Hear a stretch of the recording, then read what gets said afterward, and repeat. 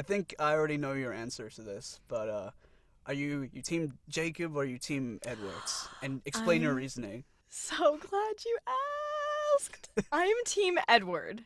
because anyone who has ever consumed Twilight media in any shape, or whoever has consumed the entire Twilight canon, is not Team Jacob. Mm. Because in the book, she has a line where she's like, "Man, I really wish you were my brother." And he's not in love with, spoiler alert, he's not really in love with her. He's in love with her unborn child. And so it Yes. just would make It's sense that Bella's way. baby. Yeah, it's And crazy. right now I'm reading Midnight Sun, which is the fifth book, which is the first book from Edward's perspective, and Ooh. he's just so in love with her.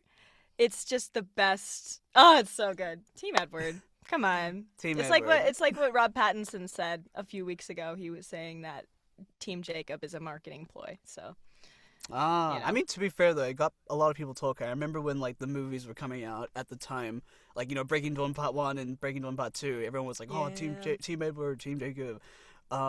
My God, that was a long time ago. Mhm. This was at the time when the Harry Potter movies were still being made, so it was Right. like the exact Yeah. same time. And I'm pretty sure Twilight's like a fan fiction of Harry Potter or something, or that's the lore. I think. I think it's 50 Shades of Grey is Ah, Twilight fan yes, fiction, but they're very gotcha. similar in terms of like fan bases. Because I was in the Harry Potter fan base, and I didn't get into Mm, Twilight until like much later. But I would always see them gotcha. on Tumblr, like on the other side of the road. Like, what are you guys doing over there? Oh, but But now you raise another question. Did you ever take the BuzzFeed quiz of which dorm you were in, which house you were in? yeah, I'm a Ravenclaw through Oh, and through. I'm Hufflepuff, but the Oh house that yeah, gets zero attention in the entire story. but you're a keen finder. So, well, actually, Cedric Diggory, Rob Pattinson is a Hufflepuff. So there you go, full circle. Yeah, look what happened to him. He Yeah. fucking died. Hmm. Hmm?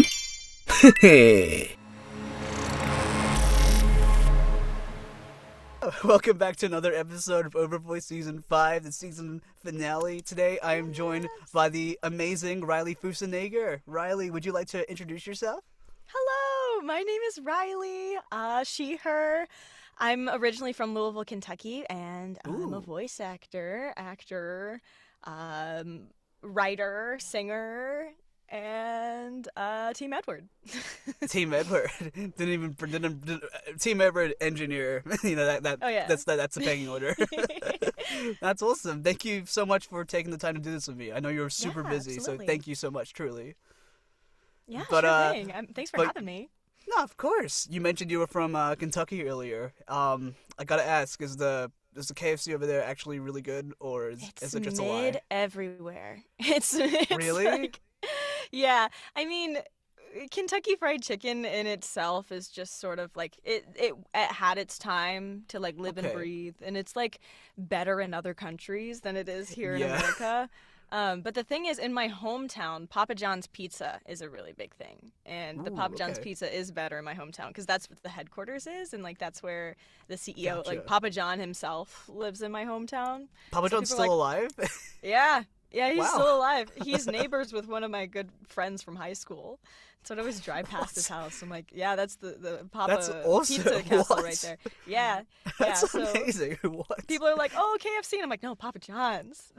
Fair enough. Fair enough. I was gonna say it's weird that like some brands are like better in like other places. Like for example, like I promise you, if you ever make the trip to New Zealand, my God, New Zealand KFC is 100 times better than the US KFC. I'm sorry, Yeah. that's true. No, it's terrible here.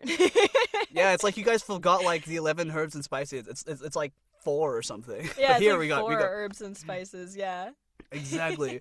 And with India specifically, like their Pizza Hut is, my God, is top tier. I don't know what they put in it Really? specifically. Like if you just have like their regular cheese pizza, like a small one, I promise you, you'll just start levitating out of your seat. It's Oh amazing. man. Yeah. I'll have to try it sometime. If I'm ever in India, that's the first place I'll go. Hell yeah, that's great. There's a lot of first places to go in India, and that should be one of them. Yeah. The Pizza Hut. But yeah, Riley, I wanted to ask. Normally, I usually for these interviews I ask, what got you started in voiceover. But since it's the final season, we're doing something a little different. So tell me about your origin story, like before voiceover. What was the life of Riley Fussenegger like? Well, I was born in Ohio. Believe it or Whoa, not. It's really whoa. funny that that's a meme now because, it's very fitting for me to be from Ohio. But yeah, I was All born the in Ohio. strange events happen in Ohio. Yeah, including me being born. Strangest of them all. Yeah. But my mom's from the Philippines and my dad is Irish, German, Swiss. More Swiss than German. It's just where my last name comes from. That makes sense. So yeah, so I'm half Filipino from, I was born in Ohio and then I moved to Louisville, Kentucky when I was 4 or 5. And ever since then, I've just been, I always loved the spotlight. I was always a singer. That was always my thing. My family are very sports heavy family. My dad was like the coach for all of the teams and everything. And so Aw, that's when we were sweet. trying to figure out, my extracurriculars, of course they're going to try me in sports. And I just never liked it. I didn't realize that people didn't hate going to practices. Every time I was like in the outfield for every softball game or t-ball game, I would just like sit there and pray for a candy bar wrapper to flow in the wind so I have something to keep me entertained. I had like a hot pink helmet. I always had bows in my hair. Like I remember for my t-ball team, everyone got awards like fastest runner, most catches ever, best pitcher, and I got the one for best hair. So, Why was that a category? I know, it was like, it's covered by the helmet anyway, so Exactly. what? I was like, I get best hair. It's nothing athletic pretty about good. it, but at least they're noticing. Yeah, someone's noticing. Oh, okay. Yes. You mentioned T-ball before. That's like the not quite baseball, but similar to baseball. Yeah, it's basically baseball for kids, and they have you instead of a pitcher, you put it on like a tee, and you just like knock Smack it off the tee. Yeah, easy mode. Honestly, I've played T-ball. I've never actually played baseball in my life because I'm terrified of baseball. It's so scary. Because like I need like the armor or like the the pads and all stuff like as a batter. Because like pitching and fielding, okay, that's fine. I can do that. But batting, hell no, man. Mm-hmm. But they make it so satisfying because like they have like walk up music for like the batters, and it's like Exactly. damn, that makes it worth it, Yeah. I grew up watching my sister play softball, and so she always picked her like walkout songs and everything. My dad was the coach. She was like D1 athlete. She was the star pitcher. And then if you look on the bleachers, you could see me underneath a blanket because that's the only way I can play on my DS without the sun reflecting on it. But yeah, so I played a little bit of sports, and then I just never really liked it, but I didn't realize that other people didn't, and so I just kept on doing it. And then I always memorized commercials growing up. That was one thing I always did. I was a huge TV watcher, and so I would always memorize commercials, and then at the dinner table I would always like rip them out and like, here's a trailer that I memerized. And so my parents were like, we need to get her acting classes, like she's definitely not doing the right thing. And so then they ended up my first play I ever they're very supportive. And so my first play I ever did was Beauty and the Beast Jr., and I played Belle, which was great for my ego at the time. She was having a ball. Oh, she yeah. was. And so ever since then, I was like, man, like this is it, And so I'm very lucky that I've known what I wanted to do from a really young age, and I'm really happy that my parents were there to support me. And then also singing was the biggest thing. So I've always, being Filipino. Oh, not yeah. to be the stereotype. Is that a common thing for Filipinos? Is that singing? Yeah, all the time? it's the stereotype is like Filipinos are singers, and so that was one I didn't thing know that I actually. Yeah. Well, the more you know. If you ever go to a Filipino party, there's always gonna be a I karaoke would machine love there. to go to Filipino party, and like I would they're love that great. so much. They're I like the Yeah. like I just like the general environment of like a Filipino like cookout or a party. It's like the vibes are always Yeah. like up there. I don't know what it is, but it's like I don't know. They're It's the similar. best. It's similar to like because I've been to a couple like Modi and Samoan parties and things like that. Like they're on like the Polynesian side. The vibes are always just up every time. It's great. It's similar to that. I really want to go to one. So Oh yeah, well you'll have to come to the next one. Yeah, please invite me to the next cookout. I promise I will bring food. I will not just leech on everyone else's food and drinks. One thing is there's plenty of food. Always plenty of food. Perfect. So, Hell yeah. You'll be good. But yeah, so singing was really my first passion. When I was in kindergarten, I did a talent show where I sung for my kindergarten talent show. And do you know what song you sang? I sung "The Climb" by Miley Cyrus. Oh hell yeah, that's awesome! It's a great song. Classic. Still to this day, it's a great song. And so I just kept on doing theater. So third grade is when I started, and so I just kept on doing theater. My middle school that I was in, my grade school I was in, didn't have a theater program, so I would go other places. I'd do community theater. My hometown of Louisville, Kentucky, is huge on theater. Like there's so much like union houses and tours that come in, and so the theater education in my hometown is wonderful, and it's one of my favorite parts about where I'm from, because people don't know that. Like it has the largest original works play festival in the country, called the Humana Festival, and so that's something I always grew up watching and going to, and so I grew up like in theater, and so going to the grade school I went to, they didn't really have a theater program, but luckily being where I was able to branch out and meet a lot of people that way. And so I kept on doing theater, and then in 5th grade I enrolled in singing lessons, and then I continued doing that. Played volleyball. The last sport I did play was volleyball, and that was one that if I were to pick a sport, it would probably be that one. Is that because of Haikyuu? I don't know. Hey, I don't blame you. Volleyball is I love volleyball, especially I like beach volleyball specifically. That's top tier for me. Because I can be more riskier and not hurt myself all that much. But oh yeah. I like watching volleyball more than I like playing volleyball, because I'm just like. Ugh. I mean, once you start watching Haikyuu, it's you kind of get used to like watching volleyball and it's just like I could do anything, Rolling Thunder. Rolling Thunder, exactly. But yeah, so I continued doing theater and stuff, and then when I was in high school, I went to Performing Arts High School. And so there is when I really locked in on theater. So I have a classic background, classical nice, like theater trained. Yeah, exactly. So just I like went Victoria's. to just like Go Rams. That was our mascot. But yeah, so I went to a performing arts high school, and there I really fell in love with Shakespeare. So that became a really, really big passion of mine. And to this day, like, as an actor, I will pull from things that I learned in my time there. So I ended up working at Kentucky Shakespeare in the Park for 2 years. That was something I really enjoyed. Which plays did you do when you were studying Shakespeare? I did Much Ado About Nothing. Okay. I played Dogberry. That was really fun. We did Dogberry, where Dogberry was like a little girl, and I had a razor scooter, and I was like going around. So it's like, does respect my years. So I did that one. Because like Shakespeare did like a lot of tragedies. We also did a lot of comedies as well, which people like overlook. So did you guys end up doing more tragedies and comedies, or a little bit of both? I've done more comedies than I've done tragedies. I like reading the tragedies, Romeo and Juliet. Like it was just an excuse for Shakespeare to use his most beautiful, flowery, romantic language on the planet that I'm just like he's such a genius. I reread my introduction to Romeo and Juliet was the Leonardo DiCaprio one. It's a good one. Yeah, and then Romeo and Juliet, which came out a few years later. But then I read like the original way back when. I was like, damn, they were really young. They were so young to die. Crazy. Yeah. Do you still use the iambic pentameter like every now and then? Oh yeah. I don't have any tattoos, but if I were to get a tattoo, I would get a Shakespeare portrait, and also the scanning that you do for when you're beating out iambic pentameter. I would do like a scan for. That's dope. You should definitely do it at some point if you want to. Yeah, I'm waiting until I'm like 30 and ripped. Then I'll get a tattoo. 30 and ripped. But yeah, so I really fell in love with Shakespeare and classic. Nice. I loved Moliere. I loved the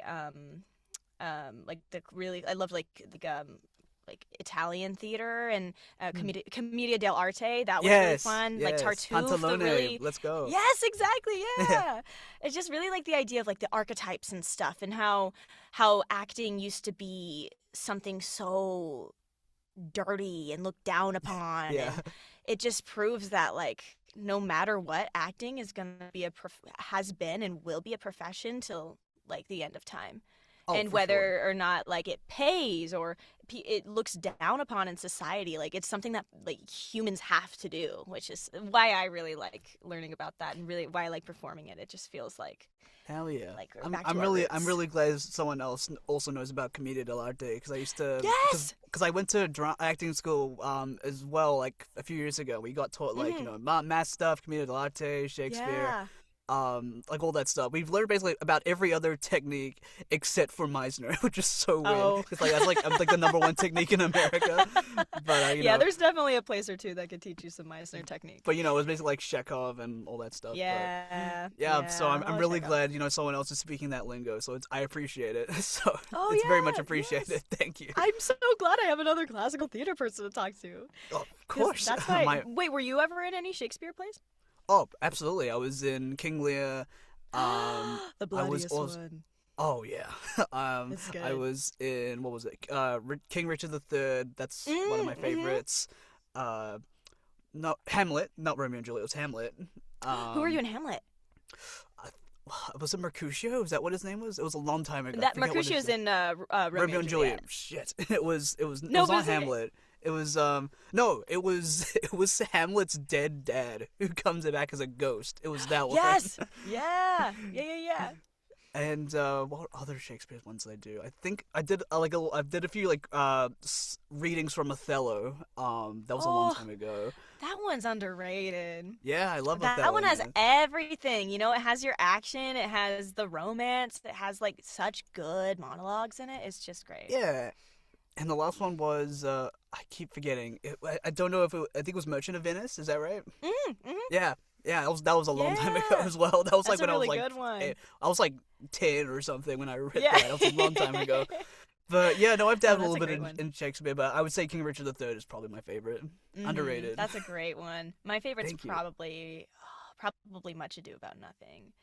Ooh, Just good. because I That's want to also a play good one. Benedict really bad. He's just like a frat guy, and I know he's a guy. all of my dream roles, like in theater and in Shakespeare, are They're just men. just guys. Like I would be a killer Benedict. I was telling one of my good friends, Jake Tarkanish, about this, and I was like, man, Oh, I I'd love to play Jake. Benedict. Hell yeah. Yes. I was telling him, man, I'd really love to play Benedict one of these days. And so he got together a group of actors from all over the world. And like people were in England, people were in New York, and so we read the play, and he let me read as Benedict, and it was so much fun. Oh, So, that's cool. yeah. You guys did like a table read kind of thing. That's awesome. Yeah, and so I was like, oh, it's nice because being in VO for so long and really focusing on that, I ended up really missing theater for a long time. Yeah. So that was really nice. But yeah, anyway, Shakespeare. How So to yeah, I feel went to high reading school. for how to feel reading for Benedict. I gotta just ask that. It was How to a feel. dream. Oh my god, it's so good. I just love the banter between him and not Catherine. That's from Taming of the Shrew. Taming of the Shrew. That's also a good one. Love Taming of the Shrew. Wait, what's her name? Benedict and there's Hero and man, I'm blanking. I'm thinking it's the Beatrice. Beatrice. Yes. Beatrice, yes. Yeah, it's just it was so much fun. It was just like a dream come true. And I'm like, man, one of these days I'll put together a production, like a real production, and we'll get a gender that'd be swap dope. Much Ado off its feet, because that would be great. That would be lovely. Oh, that sounds great. Yeah. So yeah, I went through high school. I went to my performing arts school. I did all 4 years there. It was great. Put on some really great shows, and then Wait, hold up. Wait, high school is 4 years for you guys? Yeah. What's it for you? It's 5. 5 years. Yeah, man. It's Wait, so does that mean you start it a year earlier, or you go on for a year longer? Like, how old are you when you enter high school? So when I entered high school, I was 13, and when I finished high school, I was 18. Oh, I see. Yeah. Oh, see, that's different, because we usually 14 is like the age that people go to high school in. But I was okay. always a year above my grade, because when I moved from Ohio to Kentucky, Mhm. I like moved there at like a weird time, and so like the classes all like filled up, and I was like 4, and so they were like, you know what, we'll just we'll stay at home for another year. So I'm a year older than my grade when I was in fair. school. So I felt really cool, because I was like, yeah, I get to drive first. Oh, hell yeah. but- Did you get to graduate Before or after COVID? That's the thing, or even during. Oh, it was during. Oh my God! Are we the same year? Are you also class of 2020? Or 2021. Oh, I'm 2020. Yeah, we So didn't. It's like we didn't get graduation. Yeah, I'm not. We didn't get a graduation. Oh man. So I'm sure I we're mean, in the same actually, boat. 'Cause, yeah, for us it lasted 2 years.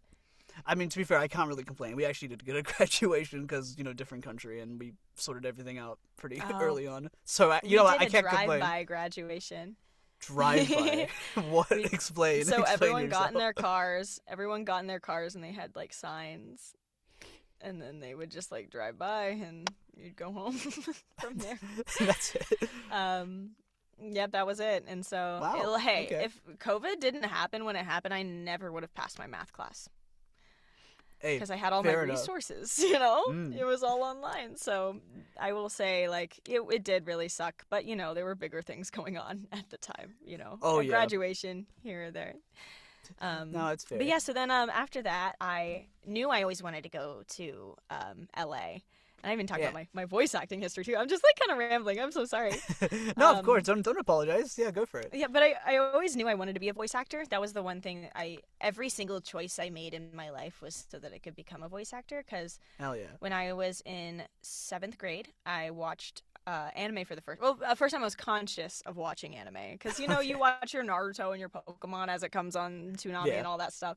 But the first time I was conscious I was watching anime, it was in 7th grade. And I watched this show, Durarara, which is a crazy first pick. That's it's a good choice. I love Durarara. It's a good one. choice, but it's never anyone's first choice. Yeah. How did you come across it? Was it like airing on like TV, or did you like randomly find my it brother somewhere? showed it to me. He was like, "This is a really cool show," because he watched SAO and he watched anime first. He was just like, "This is a cool cartoon." He wasn't really sure what it was, and so he's like, "You would really like this." And so I sat down and I watched the whole thing, and I was like, "Wow, this is really great."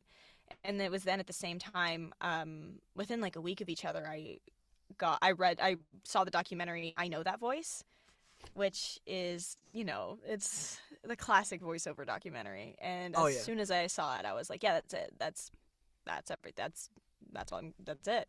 And so that's the reason why I went to the performing arts school. It's the reason why I kept doing theater. It's the reason why I continued singing classes. And so when it came for me to pick a school to go to for college, in the documentary, Richard Horvitz goes, "If you want to do voiceover, you got to be in LA." And so ever since then, that like it was engraved into my brain that like I'm gonna live in Los Angeles, California. Like I don't know if it was consciously or whatever, but So I ended up picking a school. I actually wrote a rap to get into college, which was you wrote a rap that I did because we had to do. It was a school called Hushin College. So what we had to do is we had to make a 60-second video, like introducing ourselves. And so what they would do is it would be a part of your audition package, and then they would rate your package out of 10. And then however you rank is how much money they give you in scholarships. And so I was like, I am going to write a rap. And so I wrote a rap to get into college. And so that's how they knew me, because I write raps and musics and stuff too. They're always like dumb raps, but it was really fun. And so did you get your I went there. scholarship?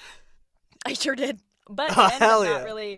not really mattering because through my sophomore, I went all the way 2 years, and then the summer after sophomore year happened, and then all of a sudden we like didn't hear anything from the school. We didn't hear anything about our grades from the year before. We didn't hear anything about when we're coming back. We didn't hear anything.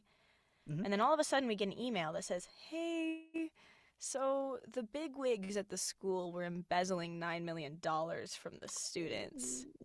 So your school doesn't exist anymore." It was a really small school with like 500 kids, and the school. And so the school itself was on a movie lot. So the school. Oh, that's cool though. It was so cool. They were filming. It's at the LA Center Studios lot, and so they were filming The Rookie when I was there. They filmed Borderlands when I was there, and Daniel Radcliffe was there too. Like there were so many celebrities just like around, which was really awesome. And so it was a really lovely experience. It was like one of those things. It's like Woodstock, it could only happen once. It was a wonderful mess of a beautiful thing. And so I met so many wonderful people. I met so many great people. But the reason why I ended up choosing that school was at the time, Miley Flanagan, voice of Naruto, was teaching a voiceover class there. And so I was like, yeah, I'm there. And then school, I never got to that course. So I just, it is what it is. So You know what's funny? it was actually... You know what's funny with Millie Flanagan? I didn't realize that she was the voice of Naruto because I knew her as Principal Perry from Lab Rats first. Yeah. And I was like, wait a minute. Yeah. I was like, she kind of sounds like Naruto. But like, there's no way. I was like, oh my god, that is so cool. I don't know how she managed to land a Disney role after Naruto. It's one of those things you can't so cool. unhear. Yeah, you can't unhear it at all. And the reason how she got looped into my school was our dean, Jeremy Ken Jackson, played Douglas Davenport from Lab Rats. So there were a lot of people that were in Lab Rats that were in our school circle. That's so cool. But it was, it was really, really fun. That I loved my time in school. It was really short, but it gave the students a lot of trust and a lot of power in terms of like the things that they do and the things they produce. Like I wrote and produced 2 plays in my time in school, and so like I really learned to love or fall in love with writing again, which is something that I sort of lost when I went to school. And then it sort of found me, and I ended up being like commissioned for things and writing more poetry, and that sort of thing is one of my passions as well. So that was really, really great. But with the school shutting down and everything, I was actually really lucky.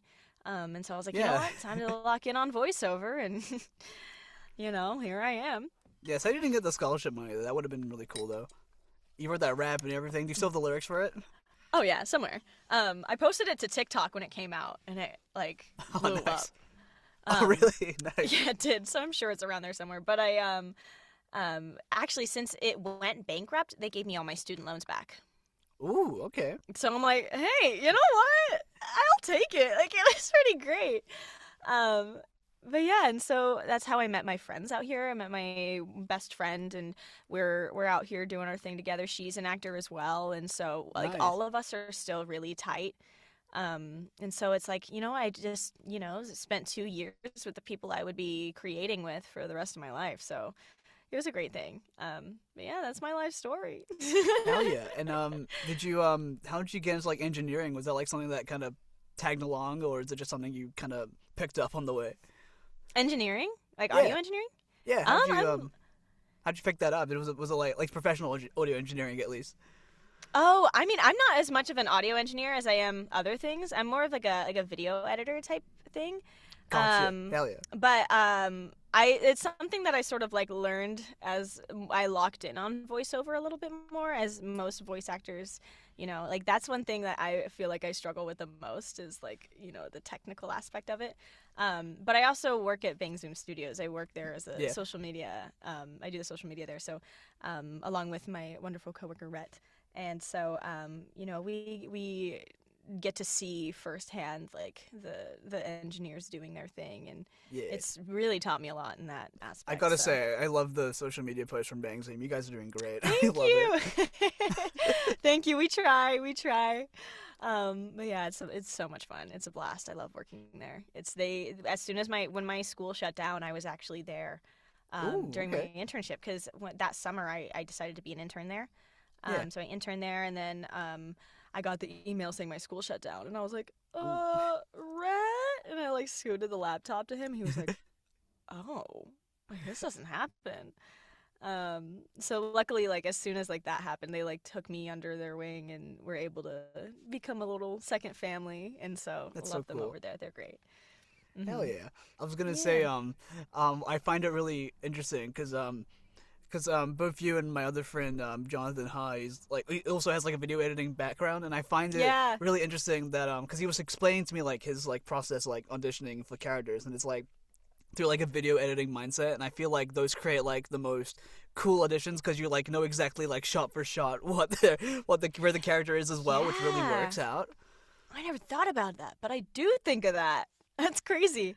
Like especially if like you could feel it like, man, I need to talk to Jonathan about this. Yeah, you should. he's actually one of my good friends too. We play the same character in a video game, So I This hear is- his voice a lot. Oh yeah, for sure, fair enough. I was gonna say I haven't spoken to him in ages, so tell him I say hi. It's been a while. He's a busy Will guy. do. I'll see him soon. We're gonna be at Papu Mai in a little bit, in a few weeks. So Oh, is that like a pop-up store or something, or? yeah, it's a pop up shop, and there's like a bunch of voice actors there that are gonna be signing. So Oh, dope. That's awesome. Hell yeah. yeah. I was gonna say what has been like what has been is I don't it might be hard to pick, but like what has like been like your favorite like Bang Zoom like social media post that you've made that you've put out there into the world? Favorite Bang Zoom social media post. There's a lot of good ones to be fair. I really like the convention ones. Those are probably my favorite because I also MC for Bang Zoom too, which is That's another right, yeah. really awesome passion of mine. I love MCing; it's so much fun, and I love anime conventions because like I grew up going to them, and conventions I don't think is something I'll ever get sick of. They're just I go whenever I can. They're just so wonderful, and I just love talking to passionate people and. It's just one of the safest spaces you could ever come across. So I love the convention ones. There's this one where we did over at MetroCon in Tampa, Florida last year. We did we had a board that had the letters of the alphabet, and so we asked people to name an anime for every letter of the alphabet. And just the crowd at MetroCon was just so lovely because we were there for open auditions. And so when we do the open auditions, a lot of the times we go to Chicago or we go to Dallas or New York or all these places that have a really large voiceover community already there. But when we were in Florida, for the first time, I really noticed how grateful and how happy they were to be there just because this is something that doesn't come across Florida often. For sure. Yeah. Like those sort of opportunities, like I know the arts in general is something that's so inaccessible, and that's one thing that I'm really really passionate about is making sure that like kids know about theater and know about the arts and know about all sorts of art because it's something that can get really expensive for people. It's a lot of things that are hard for people to understand the importance of, and so just being in Florida was just really awesome to talk to the people there and you might be the only person who said that about Florida. It's like, man, being in I Florida know, was yeah. great. Being in Florida was great, like there's such passionate people there, at least at the anime conventions. There's a lot of good people in Florida for sure. So for the Florida Man, you gotta type in your birthday. I think like your birth date as well. So like the year you were born and like whatever, and you gotta type Florida Man. I'm curious what the first one comes up with.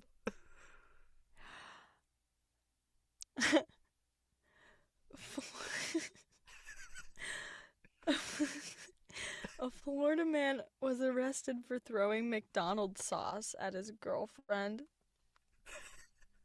What's with both of ours with McDonald's? No way. mean, that's actually really funny. I mean, I guess there wasn't much to do on July 2nd, Yeah, but mine was like June 3rd, 2002. So like what? Why people just in McDonald's just throwing sauce? Wait, you're June 3rd, 2002? Yeah, I am. I'm July 2nd, 2002. Oh no way! Hell yeah! We don't. That's crazy. I don't meet a lot of like voice actors who were born in 2002 for some reason. So it's cool to meet another one. It's there always will be like more. It's always like 2000, 2001, 2003, 2004, but never 2002. It's so odd. Mm-hmm. But that's cool. I didn't know Club, that. you're the horse. Let's go. You're the fire horse. That means it's supposed to be a good year for us, apparently. So Fire horse. I love Lunar New Year. It really brings me joy. So I guess in 2002, the most common crime in Florida was happening at McDonald's. So that's cool. That's fun. Hopefully not the same McDonald's. That'd be crazy. Well, I mean, it is Florida, man. So like, it very much could be the same McDonald's. I wouldn't be surprised. He just went from one to another. Yeah, he's a serial McDonald's criminal.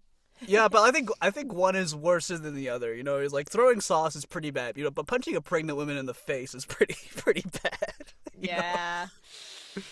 Yeah. But, I don't know about that. But speaking of punching, you've been punching and rolling. That's a horrible segue. I'm sorry. That's awful. I'll take it. That was pretty good. Thank you. Good. I was gonna say because you've been like punching and rolling in like VO. You said you've been doing it for about You said you locked in for for like 2 years, but you started when you were 14. So I was gonna say Yeah. like you've been doing crazy, man. I was gonna say as well, Thanks. because you mentioned your brother introduced you into to anime. So I was gonna say, has he watched any of like the anime that you're in and stuff like that? Surely, right? Yeah, he so I started when I was 14, I started in radio. Oh, cool. Being from the Midwest South area, there's not a lot of like other things to do. So I ended up I joined an agency, like an acting agency when I was 15. But I Nice. started in radio and commercials, just because that's a lot of the market over there is Oh yeah. commercials and film and that sort of thing. Especially since we're so close to Atlanta and in Nashville, so that was a lot of the stuff that I did, and so I did commercials here and there, and in the back of my head, I remember being like, one of these days I'm going to do an anime. One of these days I'm going to do an anime. Yeah. But And you've done it plenty did the so trick, far. Hopefully more in the future. Yeah, but I grew up watching anime and watching my brother play video games my whole life, and so I just have a lot of really great memories with that. I'm a little That's dope. sister, so I was never allowed to have the remote, so I wasn't really good at video Oh. games. Yeah, Um, as the older sibling in my family, I think it's entirely justified, So, yeah, but now I just watch streams because I'm like, I'm not good at playing them. But yeah, my oh come brother on, you does gotta watch.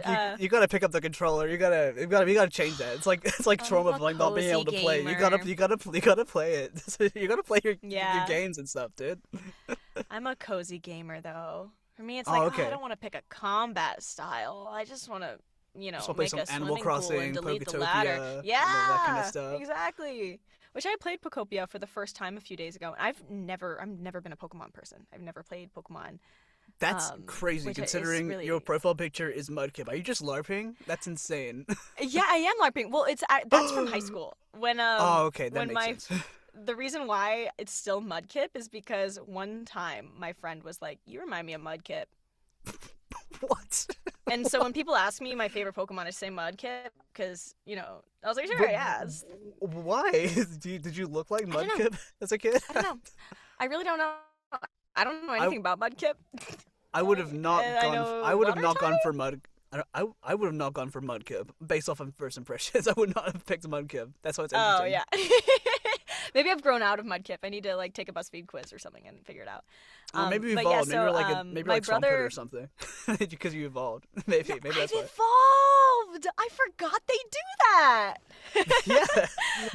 It's like yeah, the but one thing Pokemon are known um, for. It's like yeah. You I really are a know LARPer. My God. Pichu, Pikachu, Raichu. You got it. Right? Isn't that right? I know that That's those right. three things happen. Well, But yeah, so honestly, points for knowing what Raichu is, because like, Yes, as a LARPer, most people don't even know what Raichu is, so I know I gotta about respect it. Pokemon. I just never really play. I was always a Nintendo kid. Hmm. Big Nintendo kid. I was And gonna say already because have when my you tickets were to see Mario Galaxy. I was gonna say because like when you were like under like the blanket with your DS, I was thinking like, oh, you're playing Pokemon or something, but you're just playing like Animal Crossing or something. Playing Animal Crossing, playing Savvy Style, playing all the Kirby games. I was playing. Nice. Oh, big Kirby fan. Big Kirby fan. My Um, favorite Kirby game is like the one on the 3DS. I think it's like the triple something. It's like when Kirby gets like Supernova mode and becomes all like psychedelic. It's that one. Yeah, that's a good one. I like the Love Kirby. I also really loved the Scribblenauts game. Oh Huge my fan God, of that that's one. a throwback. I love Scribblenauts. Yeah, My love God. the Scribblenauts game. And I was also a really big girly girl growing up, so I played all Oh of yeah. the fashion games, all of the makeup games, all of those stuff. Also WarioWare. Big WarioWare fan. The girliest game of Love. all, WarioWare. Yeah, the girliest game of all. Recently played WarioWare Gold for the first time. Oh, how was it? So good. It has some of the best voice acting ever. It's so good. But yeah, so my brother plays some of the video games that I'm in because I am not very good at video games because I'm the little sister and because I'm like I don't have the patience for it. But I love watching people play video games. That's my favorite thing. I'm on Twitch before I go to bed. Like I'm about to eat Oh, a meal, dope. throw on Twitch. Who are your favorite streamers? Or do you want to stream at some point, actually? I was thinking about streaming, but I just am does anyone want to watch me play Animal Crossing? Like, I'm sure there's I a know fan that base there out there. are. I'm sure. Yeah, I'm sure somewhere. In terms of games, or my favorite streamer right now is it's Whitney Chase. It's Whitney Chase. Because Nice. she plays a game that I'm in, and so I every time I want to see, like, every time she's like, okay, great, now I can figure out what's going on, like I can, Oh, dope. like, every single time she's playing it, I'm like, I love her commentary. She's really funny, and she's really good at the game also. Ooh. It's a crazy feeling when like big streamers like play the games that you're in. It's so weird because like I've had like people like Agent from like AMP and like Cinna and Queso play games. I was like, whoa, crazy, Yeah. dude. It's insane. It's crazy. When there was a time when Donkey Oh, video game did a donkey. review. Yeah, Video Yeah. Game Donkey did a review of Where Winds Meet, a game that I'm in. Yeah. And he played as me, and I Hell yeah. was like, I can retire, It was so awesome. And I think I did see that video actually. yeah, it was so funny. It was so great. I love him so much. And I always grew up watching him too, and that's another thing my brother and I would always we'd always share YouTube videos together, and so that was one of our Nice. favorite YouTubers as well, along with Yolks Cast. Loves Yolks Oh, Cast. dude, that's a throwback and a half. My God. Mhm, I was gonna say, do mhm. you this is like because you mentioned YouTube, so I was like, do you Oh, remember? yeah, let's get into it. Oh yeah, we can get into it. I was gonna say, do you remember what your first YouTube video you ever watched was? Yes. Oh, okay, good. That's good. You're the I only was person who said yes to that question. I was at my cousin's house, hmm and he showed us. Oh yeah, I do remember where I was when I watched my first YouTube video. I was at my cousin's house, and it was one of those things like my brother and I were there, and he was just like, "You guys want to see something? You want to see something Mhm. cool?" And it was the Smosh video. Oh hell No, yeah. it was Ryan Higa. It was Oh, a Ryan yes, Higa video Ryan Higa, when he was yes. doing the Ninja Hinja video. Oh, how to be ninja. And How to Be Ninja. Oh hell yeah. Oh my That's a god, pretty- it was How to Be Ninja. That's a crazy first video to watch on YouTube. That's Yeah, awesome. and I remember being like, yeah, we watched that one, and then we watched the Smosh video, and then he showed us a video called Kid Rock, where Kid this Rock. MS Paint video. Yeah. It's like an MS Paint video where someone did a parody of a bunch of popular songs. Oh, that's dope. I got in trouble for watching Smosh as a kid. Oh my god. Yeah. I got in trouble for watching Rooster Teeth Rage Quit. Oh, you know what? That's actually fair enough. That They was- kind of that went was when insane. They got me. Because like my I remember my mom when I remember getting punished for watching Smosh because I don't know how she found out. It was just me and my brother and my friends. We were just watching Smosh in the corner, like Uh-huh. oh my god. Yeah. But she caught us watching it, and she pulled up like a random video to see what it was about. And she pulled up the fucking Honey Boo Boo one. That's like the worst one you could possibly see. And I got in so much trouble for that. Yeah, that's crazy. When I wasn't allowed to watch SpongeBob as a kid. What? And so yeah, What? it's crazy. How come? Big Phineas and Ferb fan though. Huge Oh, Phineas- hell yeah. Huge Phineas and Ferb fan. Like super fan. But anyway, I wasn't allowed to watch SpongeBob as a kid because my mom was like, let me watch an episode, and it was the Penny Raid episode. Oh god. Which is yeah. like I found out is like an episode that no longer airs and has been taken off of the scrubbed off the internet. it got banned in my country, and I'm like, that's like the only Yeah. dodgy episode of SpongeBob I've ever seen. I'm like, Yeah. damn. So the first time I ever watched SpongeBob was in my 8th grade Spanish class, and we watched Mhm. Doodle Bob in Spanish. And Does he still sound the same in Spanish? yeah, he was like, no, "Ooh, no, lápiz." he's not he's not like oi poi manoi, all that stuff. I think so. I remember like everyone in my class was like, "Oh my god, it's Doodle Bob," and I'm like, "Y'all watch this?" That's crazy. I'm more of a Phineas and Ferb person myself. You know? Oh, speaking of Phineas and Ferb, what is your favorite like song from Phineas and Ferb? There's like 2 an episode, so it's very Platypus hard. controlling me. Ooh, that's a good one. That's a good one. Platypus controlling me. Yeah, Platypus controlling me is a banger. Low key from the Summer Belongs to You special. City of Love is what Isabella sings. That's good. In the city. Yeah. Good One of song. my favorite songs from Phineas and Ferb is also from the Summer Belongs to You special. It was Rubber Bands, Rubber Balls. It's Yes, with Super Stretched Density. Oh yes, absolutely. Of course, yes. My other favorite is Dance Baby. It's when it's a very short one. Dance baby, dance baby, dance, Baby, dance, dance, dance, dance. Yeah, I know that one. That's a good one. It's definitely up there. Oh God, what else? I don't know if this counts as like my name. My name is Doofy. Do what I say. Whoop whoop. Oh yeah, my name is Doof, and you do what I say. Whoop whoop. Another really good one was when Stacy was the disco queen, mini golf. Yeah. The disco miniature golfing queen. And then low key love handles snuck your way right into my heart. Oh, is on that's every good. single playlist that I have. I need to add that. It's like one of the best rock ballads of our generation, and I can say that Cause I have Fabulous and Ain't Got No Rhythm. I keep forgetting to add like the actual song, from Love Handle. Yeah. My God, I love Phineas and Ferb. Huge Phineas Ferb fan. I was gonna say, I'm so sorry. Am I frozen? Cause like your face is like frozen on my screen right now. But I can hear you.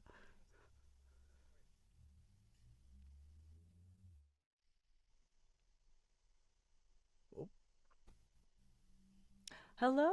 Oh yeah, we're back. There we go. Sorry. Okay. Yeah, I noticed. I was like, I think my Wi-Fi connection needs to be a little bit better, so I fixed it. I think. Oh, you're all good. But where were we? Phineas and Ferb. Oh yeah, I can go all day about this. We can keep talking. I can talk about all day Ferb. about Phineas and Ferb. And we shall. We'll do it right now. So Yeah, how about that? I will. I actually have a print of Isabella in my booth. I have a bunch of prints up here. Oh, where, cool. So I have all of the these things in here, mystery and then right Saja over there.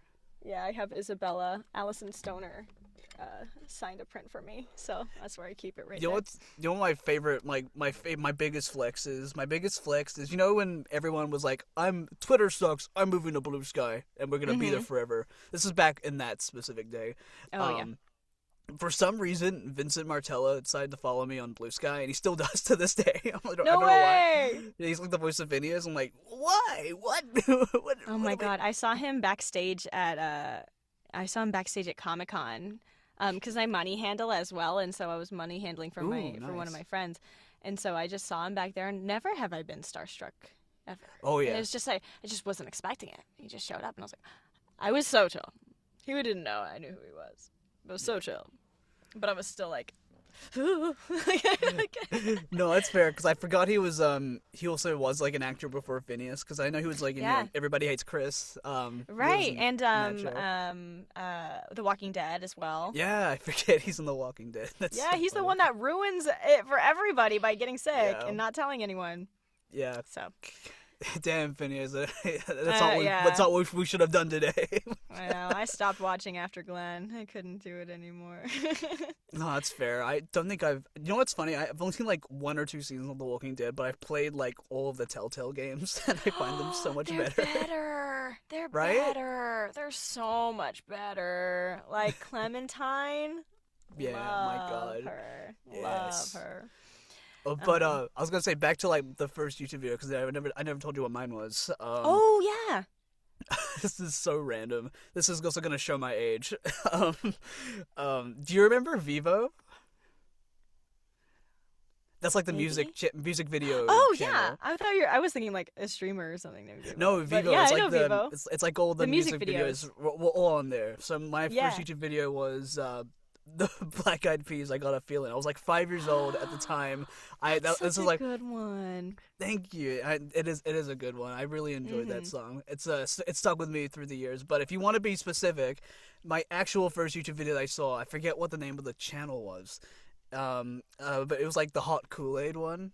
I don't know. Don't. Oh yes, it was like hot Kool-Aid. I remember hot Kool-Aid. I made this for you. Oh my God, I remember hot Kool-Aid. That and also, like the waffles, like don't take my waffles with Rhett and Link in it. Yeah. I think it was the same. Yeah, that was another. Man, I forgot about hot Kool-Aid. Yeah, you're being selfish. It's like I don't want 9 waffles. I want 12. I want 12 of them.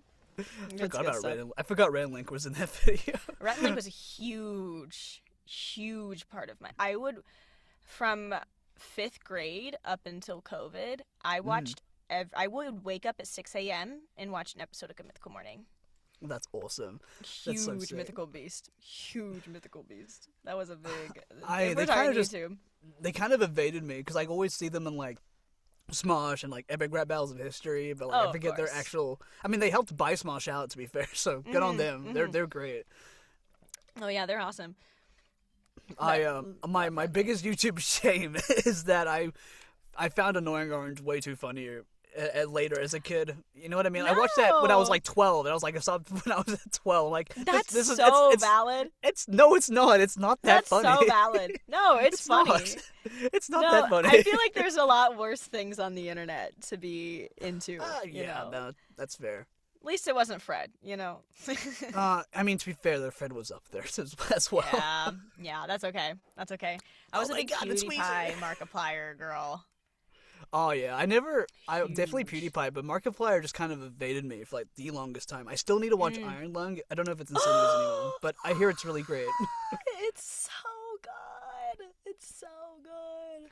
The only thing I knew about Markiplier was that he's just very handsome, and they're right, but that's all I know. And Azanis as well, of course. I go to a lot of emo concerts, so hell yeah.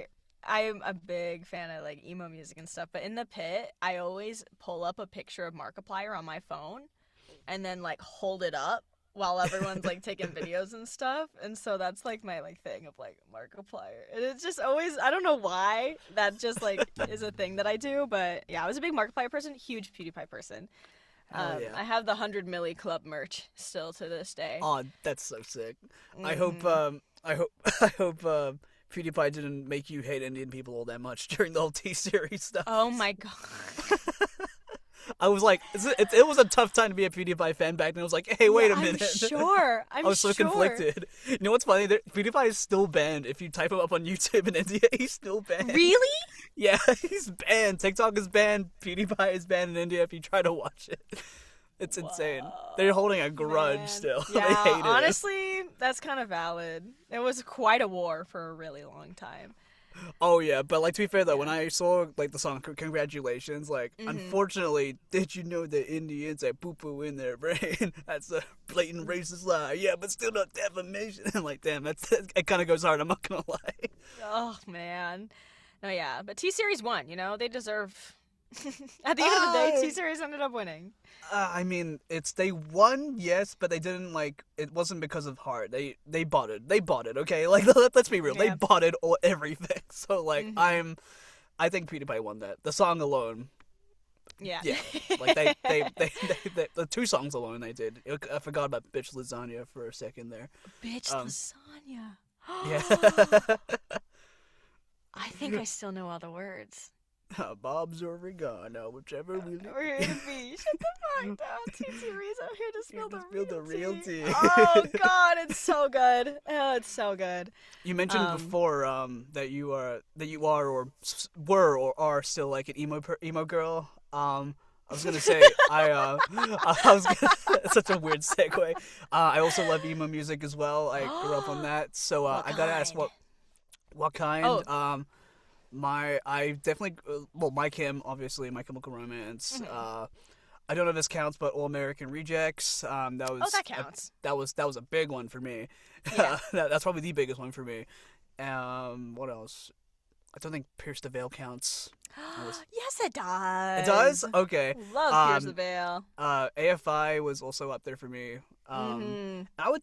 It's probably more Breaking Benjamin. It's probably a couple others. I'm probably like forgetting to think about, but yeah. What are yours? Good era. I really like Midwest emo. That's Midwest my emo. jam. So American football, modern baseball, mom jeans, Origami Angel. Oh my god, so good. Right now I'm listening to a lot of besides the new BTS album, I'm listening to a lot of this band called Delta Sleep, and I like ones that have like smaller shows. Also, like I really like Midwest emo in itself is something that I really enjoy. Like my favorite Midwest emo band is called Origami Angel, and they're huge nerds. I gotta check them out. That sounds. They're so good. They're so Okay. good. The Okay. title track. Listen to the title track. The title track. Gotcha. But write Origami that Angels, down. they're huge nerds. They have a whole Pokemon album where they have a song Oh, called yeah. Ruby, Sapphire, Oh my god. Gale of Darkness. I know that's Gale of another. Darkness. So they have a whole Pokemon album, and Pat and That's Ryland are dope. just like huge nerds. And so that's why I like Midwest emo specifically, is because I'm a big fan of drums. I love when the drums do crazy things. And so a lot of the lyrics are really like nerdy and niche. And I think my favorite thing about Midwest emo is when I listen to music, I don't listen to the lyrics first. I listen to like the beat and mainly okay. drums first. I'll listen to the guitar first. Like, Oh, if I wanna it's like, do yeah. I want to continue listening? I'm like, is this? You know what I mean? It's like one Exactly, of those yeah. things. No, I feel the same way about drums, but it's one of those things. It's like the lyrics are you could tell the lyrics are so specific to whoever's singing it. Like you could tell that they like everything that they're saying means something, even though it doesn't really like make any sense. And it sort of leads back to like why why I like good acting and why I love Shakespeare so much. It's like when I see people performing Shakespeare and I know that they know what they're saying, it makes everything just so much better. And when I'm listening to music and I can hear that like, wow, this really means something to them, then I could be like, yeah, I can find ways that I can relate to it because they're so in tune with what they're singing. Hell yeah, that's awesome. But yeah, I recently went to a state champs. Oh, funny story. Recently went to a state champs concert. How was it?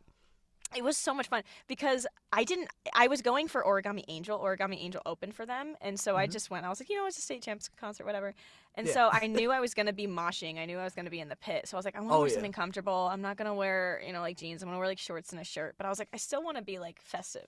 So I wore my Haikyuu cosplay.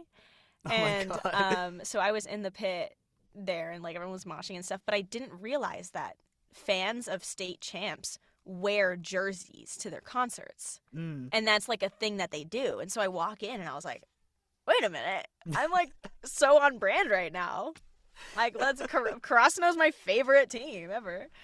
That's dope. But I love it. I'm a very loud concert goer. Like if you ever go to like any concert with me, like I'm hooting and hollering and screaming and laughing and all that's the dream. Honestly, I miss the mosh pit. I love moshing. Dude, it's calling your name. I It's haven't still been there to a for you. I haven't been to a mosh since like February last year. It was at the Green Day concert. I was able to like go. I was able Did you to go be to the at. one at the? I went to the one in Melbourne, Australia. That's when I went to. And I was able to get the golden ticket because I was like up all night trying to get it. So I was like right close to the stage with like Billy and Trey and Mike, and it was You're great. And, like, joking. I'm not, and the best part was I was actually initially further away, but a lot of old people were in front of me, and they were like, "I'm getting tired, I gotta leave." So I actually got to be closer. You go up front. I got to be more closer by the time the concert almost ended. It was amazing. It was great. I love That them. sounds like such a good show. It was such a good show. We had like I forget what the opener band was, but it was like an Australian indie punk band. They did really well. Then so AFI was like the other opener, which like I haven't heard AFI in years, so it was nice to. I forgot they were playing. I was like, wait a second, because I was just there for Green Day. I was like, oh, Yeah. AFI's there, okay. And then That's Green Day played, and so it was great. cool. Man, that sounds like such a good show. I've never seen Green Day live, but They're amazing live. They're my god, they're great. Like last year was like the year for concerts for me because like I got to see Metallica live as well. That was really great. You saw Metallica? Yeah, they're great. The Dude, last those time tickets must have been crazy to get. I actually got them for free, so it was I was really lucky. How? So my dad's friend, he bought the tickets originally, and he was gonna go with some of his friends along with my dad, but then they canceled. It was like, you know what? Let's just take both of our sons with us, and we'll go. I'm like, okay, bet. That's so awesome. Yeah, and like I didn't know who the lineup was. We had like another band called Suicidal Tendencies. They were opening. They did pretty good. Yes, I know Yeah. Suicidal Tendencies. Yeah, they did pretty good. And then freaking Evanescence came. I was like, what? Evanescence? Like she was the opener for Metallica. I'm like, Amy, oh my god. Yeah. I haven't heard or seen you play in like ages. So I was like, okay. Mhm. And then Metallica played, and it was great. I miss concerts. I gotta go to another one. You know, I'm a concert girly. freaking Good Charlotte was here, and I wish I got to go to that because Yes. I keep. They have a new song out. My roommate works in production, and she's in the new Good Charlotte music video. Which I'm a one? Which one? I gotta Oh see it. man, Motel something. Motel something. Motel something. I actually have in my living room. She brought home like a prop from the music video that's like a flyer that's for so the cool. motel, and so as soon as she brought it home, like I'm framing this and putting it on the wall. Like this is from a Good Charlotte music video. Oh, Crazy stuff. we gotta go to a concert. I'm so down. Yes. Just, I'm a just big let me know. 21 Pilots is something. I'm 21 big Pilots? 21 Pilots. Huge Oh 21 my Pilots gosh, fan. I would love to go to 21 Pilots concert. That I would know be great. they're on like their festival run right now. So they're doing a lot of festival stuff. Which is really cool. But The one thing I really liked last year was the guys from All American Rejects would just go to backyards and just start playing music. Like, I wanted to be in one of those. I wanted to just be there because that's like the most peak early 2000s thing ever. You know what I mean? yeah. It's like I want You to just hear swing like in Swing, your swing. backyard, like oh my god, I die. No, but that stuff is so cool because I remember I watched like a YouTube video about it not too long ago because I knew that they were doing it and I was like, that's really cool. But I was like, it came across my feed and I was like, let me look into this more. It's just so cool Yeah. because of how hard it is to go to concerts. Like concerts are Yeah. one of my hobbies. Like that's one I go to a lot of concerts. It's expensive hobby, but Oh fair my enough. god, it's such an expensive. But why else would I work? Why else do I make money? You know. Hey, that's It's, fair. To be you know? fair, though, voice acting is also considered an expensive hobby to some people. So fair Exactly, enough. yeah. So it's just really cool that not only artists also recognize how things have changed in terms of like ticket pricing and it's like they're just here to like show good music and to play. Like it's Yeah. so awesome. Do you keep like the ticket stubs, from each concert? I used to. Sometimes I do. But they're all on my Ticketmaster app now, so I mean, fair I enough. have As to- long as that info doesn't go away, that technically counts. I like to yeah, think. I have the ticket stubs for my first concert though, which Nice. was What One was your first one? Direction. One Direction, Oh Midnight my Memories. god, you're also a One Direction head. Let's freaking go. Big time. I love a boy band. What can I say? Oh well, now I love since you brought it up, I didn't bring it up, but since you brought it up, I gotta ask. Favorite One Direction song and favorite member of the band. Favorite One Direction song is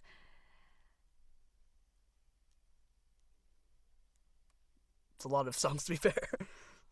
I have one. Clouds. Clouds on the Clouds. 4 album. Okay. The 4 album is my favorite album. I would say Clouds from that. I Ooh. always told myself I was a Niall girly, but that's because Mm-hmm. my best friend said that she was a Harry girly and I didn't want to step on her toes. Didn't want to share. Yeah, and so I'm like, I'm a Niall girl. I swear I love Niall. I love Niall. Mm. But I'm a Harry girl. I'm seeing him in October. I'm very excited. Oh, that's dope. That's so cool. Oh yeah. I- What about take you? me- Are you a one deer? Oh, absolutely. I used to be. I was very secretive about it, like when they were like releasing songs, because like it was uncool to like them back then. But then then once I got to university, I was like, okay, yeah, it's okay. I'm safe to like them as much as I wanted to now. Yeah. It's like wait, they're actually cooked. Like they're a good band. Like I mean They're they're so all handsome guys for sure, but they're really musically talented. They're great. Yeah. Yeah. But my favorite album is the Take Me Home album, and my favorite song from there is it's between two. It's between Magic and I Love Kiss You. That's one of my favorites. That's a Those good are song. great. The Take Me Home album is so great. There's It's so many great. bops. My favorite member is definitely Louis because he's great. He's underrated, and he's Yes, and he's the funny guy. he is. And like I don't know, but if I don't know if this counts because it's still not available on like Spotify and stuff. But I love One Direction's like cover of Teenage Dirtbag. It's like the bestest. yeah. Like Louis goes hard. Like yes, finally, if it's done, but you can't get on fucking Spotify. I'm like, God damn it.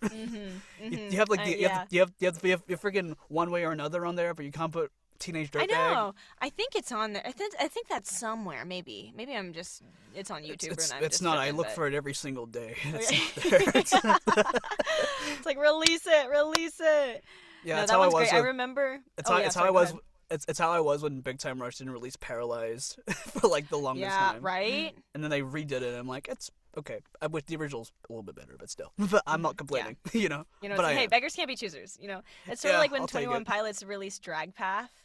It's like a new song that they have, and so they had it out for release for like on physical media, and that was the only way you can get it for the longest time. And then people begged for it enough, and they're like, okay, we'll release it on streaming services, but it's gonna be different because we want to honor the people that got it like originally. And so I'm like, you know what, I'll take it. Yeah. But it is what it is.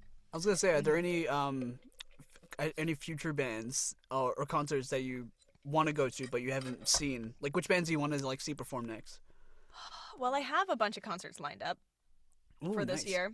You said Yeah, Harry you were going to, so that's I'm pretty going cool. to Harry. I'm going to 3 nights of BTS. 3 nights? Yeah. Jesus Yeah, Christ. Damn, yeah. okay. I kind of like them or whatever, you know. Only whatever. kind of, yeah. Yeah, I mean, I don't even know all their I mean, you're a names. video editor. I'm sure you made like fan cams or something. I wouldn't be surprised. Not me. Me? No, No, never. I would No never. way. No way. No way. A band I would really like to see that I haven't seen. I've never seen Pierce the Veil. I would love to see Pierce the Veil. There is a band that isn't together anymore called Modern Baseball. Modern And baseball. I love Modern Baseball. One of like the hearts of the Midwest emo genre. Yeah. And so I love their music so much, and I would love to see them. Would love to see Delta Sleep. They're going to my Delta Sleep. hometown, but they're not coming to LA. Hot Guess you gotta- Mulligan. I'd love to see Hot Mulligan Mulligan. too. Mhm. Nice. There's a lot. There's a lot of things I would like to see. No, I feel that for modern baseball because like I really wanted to go see Sum 41, but they just recently broke up. Well, not broke up. They finished. You know, they went out on their own terms. You know, but there was been like one final worldwide tour. They never came to New Zealand, and that makes me so angry, man. Like, how could you call that a worldwide tour if you're not even gonna go to all the countries, man? Exactly. Yeah. But you know, if Derek's ever playing, I'm gonna find a way to track him down. But I do want to see like Simple Plan and I Bowling would for love Soup to see Simple Plan. Bowling for Soup is so good. and The Offspring. You know those kind of things. Yes. Fall Oh Out my Boy, I would love to God. see live too. Like I Oh, would yeah. love to. Weezer, I'll happily see. Oh, I Weezer would. live. I would spend a lot of money to see Weezer for sure. Oh yeah, but put that Simple in the Plan universe. especially. Like I'm on a Simple Plan like bop list right now, and like yeah, I gotta. Oh yeah, love Simple Plan. Man, I should send you my playlist. It's all that. Oh, please do. Please do. My playlist is like pretty long. It's like I only have like one playlist and it's like full of like 1,000+ songs. It's like 72 hours long. If you were to listen to it in one sitting. Yeah.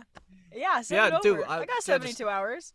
yeah, fair enough. Just send me a reminder. For the 3 nights you're there at BTS, you can just play my Spotify playlist at the same time. Get That's the cool. streams in. Yeah, remind me to ask for my and your playlist. We can trade afterwards. That's Oh my that's god, really yeah, cool. absolutely. Hell yeah. Speaking of bands, though, you have a band yourself. You have a band with Keely called Open Endings. I do have a band. How did that come about? I love my band. So basically, in the band are 3 audio engineers that work at Bang Zoom: Keely, Sam, and Isaac. And so it got together with Isaac and one of his friends just getting together and playing anime openings. And so they would get to a point and be like, I really want to play this song, but we don't have a singer. And so they brought in a singer. Be like, I really want to play this song, but we don't have this. And so it just sort of like gradually came together where it's like, oh, we need another guitarist. Oh, we need a keyboardist. We need a singer. And then, oh, we need a second singer. And so it started when they wanted to play a song called Constellation from Bocchi the Rock. And so it was out of Keely's range, and so Isaac asked me if I would sing the song with them, and I was like, yeah, absolutely. And so then now we're a band, Open Endings, and so we play anime openings and endings and video game music. That's so cool. It's so lovely. And so I love that actually, it's like a Bang Zoom like band. You know, Yeah. I wish I got more. Because I was asking Keely if they ever do like concerts, I would love to go, but yeah, we're Yeah. working on it right now. We're working on a music video at the moment. We're Ooh, okay. doing a cover of "Wind" by Akaboshi, which is the first ending in Naruto. Oh, that's dope. I'm a big Naruto fan, so I'm really excited about this. So keep an eye out. I'm really No, I excited. will. I'll definitely keep an eye out because if you ever release the What's New Scooby Doo, like I will Oh download yeah, that straight away. we have that one in our books, but we've never done a full cover of it before.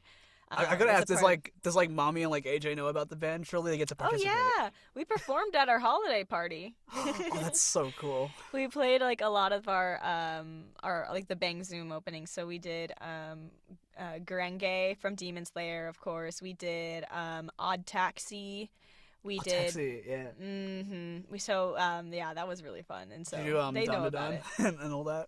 No, at the time, Dandadan wasn't out. So. True, fair enough, yeah. So, but we do have that one. You know, if it. I it mean, ever technically, happens again, the so. first 6 parts of JoJo's was at Bang Zoom. So if you ever do a that's very JoJo true. opening, you gotta do a JoJo opening. I'll download that shit right away. We did Roundabout. Roundabout. Yeah, we did Yeah. that. So that one was really fun. Because Sam, our guitarist, is a really big JoJo fan, so we had to make sure to throw that in there for Hell him. yeah. I couldn't get into JoJo. I'm so sorry. I need to give it a shot again. Come on, At the part 7 is out, and it's gonna take a long time for more episodes. So this is the perfect time to catch up. I know. I watched the first episode a long time ago, and I just couldn't get past him killing the dog. Yeah, you know what? That's understandable. And like, it's It the is- it is first episode. Yeah, and it's so, I do think it's like one of the best first episodes in anime, but it really it's, was. But like the dog stuff, like Araki really hated dogs for like the first 3 parts of JoJo. I'm not gonna lie. People are saying they're like, oh, if you can't handle one dog, and I was like, oh, what does that mean? Yeah, at least one I dog would give dies. it. I would give it a proper shot. Yeah, definitely. Like part 1 is like 9 episodes, so it's very short compared to like the other parts. But my favorite part is part 5, and you know when part 7 eventually releases more episodes, it'll definitely become my favorite because reading it was great. Steel Ball Run. Yeah, we love Steel Ball Run over here. Back to voice acting. You said you started like going hard like 2 years ago, and like how's it been since putting like all your effort into it and seeing how it goes, because on the outsider's perspective, I think you're doing absolutely great. So Oh, thanks. I've been so fortunate to have such wonderful people around me. I feel like this is like the time in my life that I am living right now is something that I've like dreamed about my entire life. yeah. And so it's been really, really awesome just to learn from all these people, because I'm still relatively new. Like, of course, like I did commercials and stuff, and like I've been acting for a long time, but like voice acting, if you think about all the veterans that are in this industry, like so many of them have like been voice acting for longer than I've even been alive. So like I'm still very much in a place where I'm like, I'm really ready to learn anything, and I'm just so grateful for every opportunity that I get. Hell yeah. But I'm also, this is a nice opportunity, like even like having a conversation and talking about it, I'm like taking a moment to reflect, being like, I am doing all right. I am doing okay. You're doing more than okay, dog. Oh, thank you. But yeah, it's been such a blast. Yeah, I know how it feels in the sense, when you like look back like at yourself from your own perspective, it's really hard to really appreciate and like see how far you've come and things like that, and really take time. But like so I always try to, with everybody, try to remind them that they're cool, regardless of what they do, roles or not, and and thankfully you're a good person with and without your roles regardless. So like you're doing, of course you're doing great. So, and I'm sure we'll continue to that flame, the star keep rising, shooting up. I was gonna say, do you have any like well, I think I might know what one of your answers are, but are there any specific shows or anime or games that you would like really want to be in the future? Because one is definitely Haikyuu. I can definitely confirm that. I do love Haikyuu. I would love to be in a project where I sing in something. Ooh. Like I would love to be a part of something that's like something like Steven Universe or Has Been, or something that it like is equally musical as it is voice acting. Just because growing up I really enjoyed those sort of things. So I would really love to do something with a musical aspect to it, just because singing is like my first love, and it's the thing that I love the most. There's like animes where people sing. I'm pretty sure, right? Oh yeah. Is that like a So, separate genre? I don't know, but yeah, eventually it'll happen. But some of my favorite franchises, it's just like I really love Miraculous. Love Miraculous Ladybug. America's Ladybug. Yes, and I'm friends with Ezra Weiss, who's the director Ezra. of. Wait, that's how you pronounce Yeah. his last name? Ezra Weiss. I think he goes back and forth. I'm not too sure. God, but- I thought it was Wise this entire time. I'm sorry, Ezra. I'm so sorry, dog. but I'm friends with him, and so That's so cool. like it's really nice. He gives me like a little bit of like insight about like how they would record things in the past, and like Yeah. and just like really cool to hear his perspective on it. So I'd love to be a part of Miraculous one day. Oh, I'm sure you will. Just because I'm a really That show big is fan never of it. ending, so I'm sure you'll I'm definitely like, be as in a fan, I'm like, thank goodness, let it keep going. Because I remember when Ezra directed me because I think he still directs at Bang Zoom, right? Yeah. So I was directing like remotely at the time. Like he's such a great guy. My God, I love Ezra. He's a great director. He directed me in a few things now, but Oh, my cool. first anime role I was in was additional voices in ReZero. Oh, And dude, that's awesome. he was the voice director for that. I was so nervous at the time. I did like Walla here and there, but this was the first time I was like, I'm in the booth and I'm like doing it for realsies this time. And I'm so glad it was him who was directing. He's also like my improv teacher. He's a really great life coach for me. He's one of my mentors, and so yeah, he's wonderful. He's great. I forget how long like Ezra's like been around like the scene for, because like he's like an OG, but like I remember him like doing like backstage for freaking Liv and Maddie, like the fucking Disney Channel show. I'm like, what the hell? Yeah. That's so crazy. That's so cool. No, it's awesome. It's lovely. But yeah, other things I would really like to be in.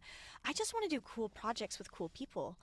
That's my main thing. It's like I am always wanting to like. Of course, like I have my favorites. Nintendo. I would love to be in a Nintendo game. Ooh. I would love to be in a Nintendo game. Do you like the Animal Crossing or something? That'd be cool. Oh yeah, something like that. But yeah, I just want to do really cool. I've been really fortunate over the past 2 years. Like, I worked on a motion capture project. Oh, cool. Hell yeah. Overseas last summer. And so that was Nice. such a turning point for me, just because I would love to do more motion capture, just because it was so freeing.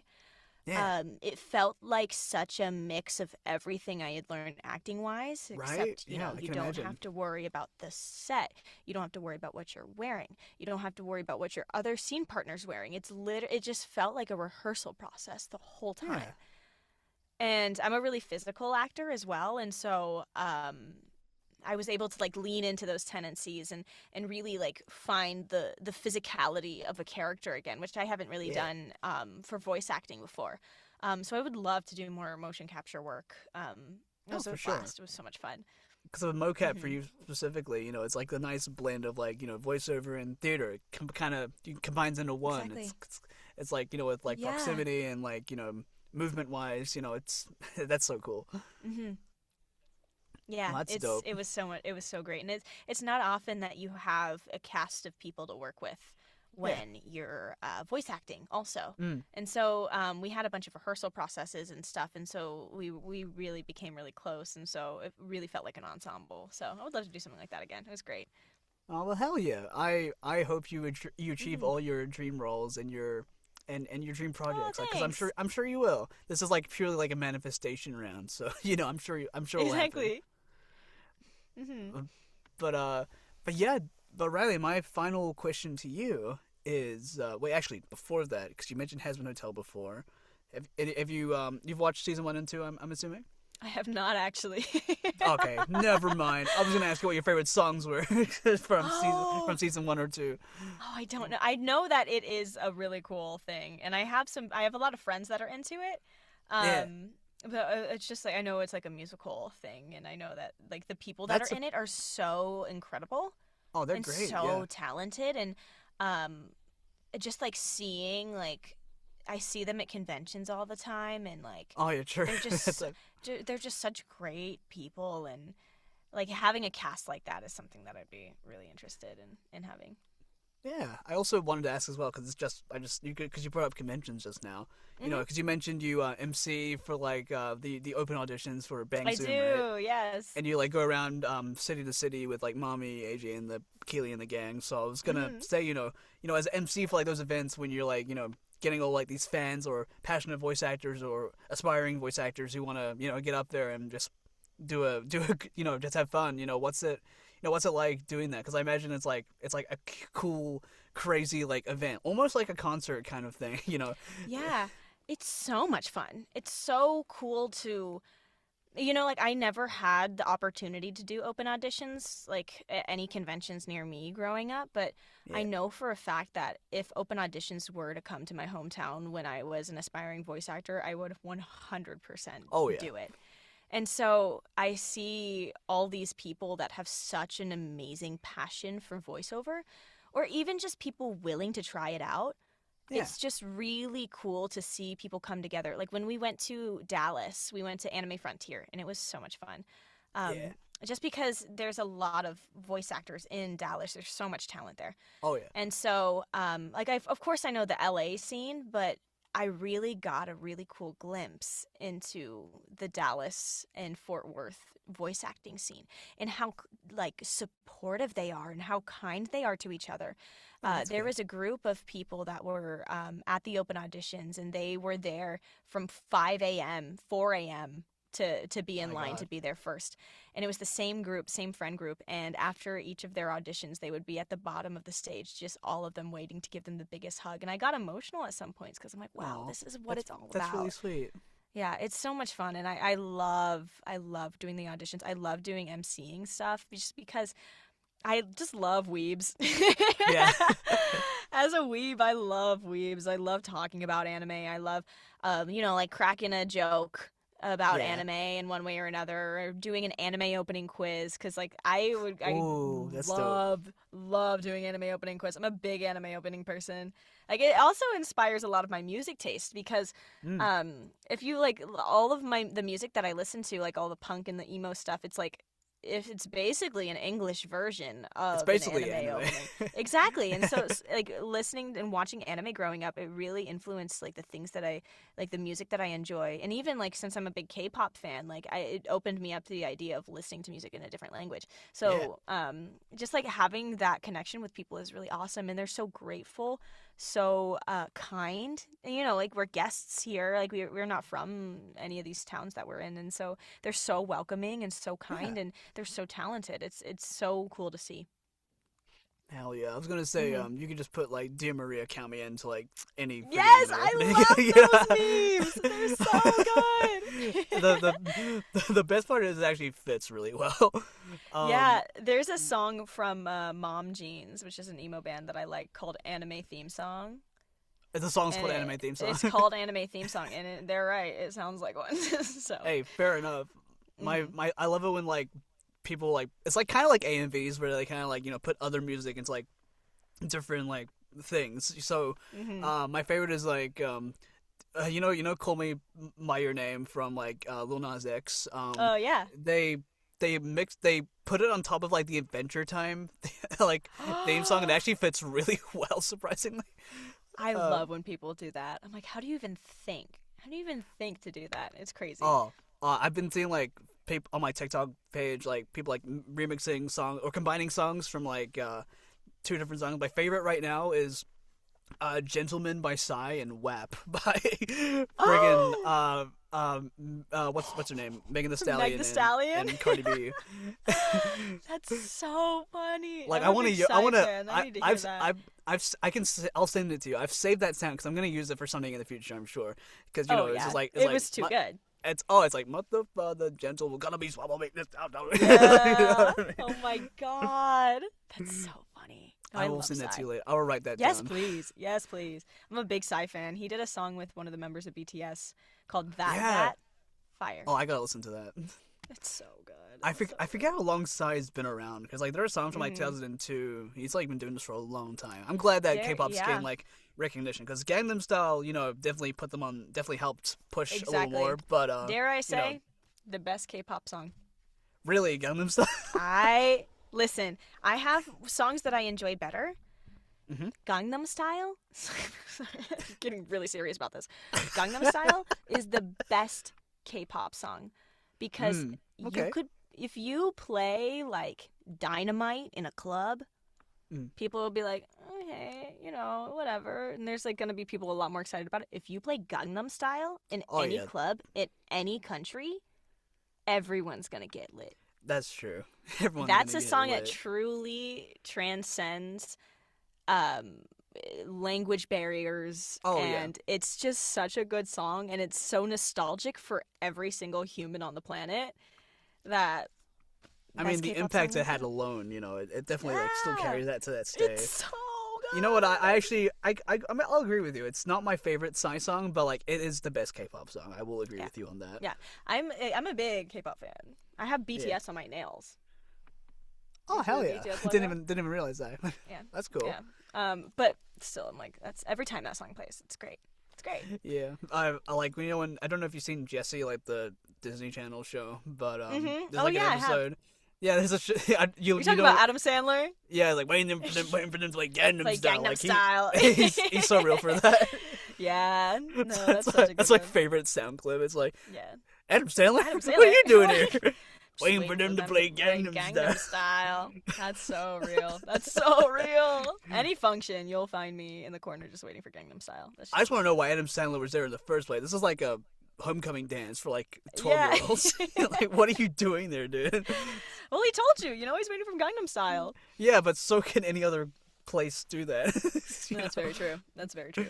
But yes, Riley, my actual final question this time. It's be a bit of a biggie. You know, just kind of going over through everything from your journey. You know, I think you've had like the generational run of like being able to like chase your dreams and like having the facilities to do that. Like not a lot of people get to do that, but like you are really lucky and you're very humble about that. And it clearly shows in like your work. You're really grateful for like all the opportunities you get, and I don't know, it's really cool. It's really cool to see. You're like such a joy. You're a joy as a person. And like, I'm really glad someone like yourself is able to, you know, be out here and like do all your dreams. Nice. What? No, of course, I mean that. I truly mean that. Like, kind of you. Oh, thank you. Of course. And you know, my question is, you know, despite, you know, everything, you know, going the way it did, you know, there's obviously peaks and valleys in everyone's journey, right? But for you specifically, you know what keeps you going? You know, both through the tough times and the good times. Yeah. Just in terms of like acting, or just in life, in general? In general, like both inside and outside voiceover and acting in general. What keeps me going? I think what keeps me going is first of all, I really want a Getty image. A Getty image? That's my like life a red goal. carpet? I'm surprised you haven't. You've been to a lot of like red carpets for like I've been so close so many times. I'm surprised my you goal don't in have life one is to get a Getty image. I'm gonna I'm get sure one you at will. one point. So that's gonna Hell be. yeah. But that aside, I have really awesome friends.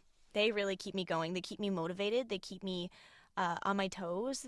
A lot of the friends that I have don't do voiceover, and so I get to learn a lot about a lot of different things, and I get to, you know, learn about production. I get to learn about one of my best friends, my roommate. She's in entertainment law, and so that's her passion, and so I get to learn all about that. But really keeps me going is like just the idea that I can be some sort of representation for people. I want to be, just because growing up, a lot of it was so, especially in theater, I was met with a lot of confusion because like I did a lot of theater growing up, and so every single time I would get cast in something, in a commercial or on stage, I would always be so afraid that the reason that they're casting me is because they want to seem... Tick a box, you know, that kind of thing. check a box, to seem inclusive, to seem like they are DEI forward thinking. That's crazy. Exactly. And so it was really difficult for me as a kid, you know, navigating that space at such a young age. And so much of it comes from like, oh, is this when I was a kid, one of the first acting jobs I ever got, one of the union houses, they do a play every single year. Hmm. And so I was cast as the lead of the play that year. It was like a Christmas play. And so I did it, and it was great. And opening night was a wonderful time. And then Hell yeah. an article came out saying, like, in this production, for the very first time, there is a mixed family. That's the lead family of this play. And I was thinking, like, oh, like, is that why you cast me? So that you can have a mixed family? And you know, is so you wanted to say you can have it? So, you know, like, being a person of color, you have to take into account that, like, every single time someone casts you in something, they're making a statement in one way or another, whether they know it or not, whether they do it intentionally, whether they do it to seem inclusive or to seem forward thinking. And so that was something that really confused me as a kid. And so living here and getting to meet so many wonderful actors, I would always ask my friends and colleagues that are, you know, actors of color, I'd always say, like, how do you feel about that? How do you feel that this is an industry that's not yet for us, but they want to seem like they have their finger on the pulse, and they want to seem like they are forward thinking and are an inclusive, diverse production. And I remember one person said to me, it's like, well, you know what? If they keep casting us and stuff, that means there's more of us in the industry. Meaning, Exactly. one of these days, we're going to flip it around, we're going to run the show. And so that really keeps me going. The idea that, like, you know, if I could see, like, even when I was watching Little Einsteins as a kid, the little dancer girl with the black hair, she was my favorite, and I loved her just because she had black hair. You know, that was all I needed. That was all the representation I needed. So, like, nowadays, like, seeing, like, Filipino cartoons and so many Filipino characters and Asian characters, it's so inspiring. And it, like, really brings me to tears thinking about how important that is for people. And it's something that I'm so passionate about, just because I'm like, I know how daunting it could be, you know, like, coming from an immigrant family. Being someone in the arts, like, it's something that's so intimidating and something that seems so far away. And so, like, you know, even doing it, and if I could, you know, help cast another Filipino person, or if I can flip things around eventually and be the person that's, like, bringing these people in and showing how proud of a culture we have, like, that's the sort of stuff, like, I want that, you know. I know how inaccessible the arts are, and I just want people to know that it's okay to, you know, follow your dreams and do the thing that you want to do, because, you know, we're not the only ones doing it. So that's a really I'd say that wholesome keeps me answer. going. I really that's a beautiful answer. I love that.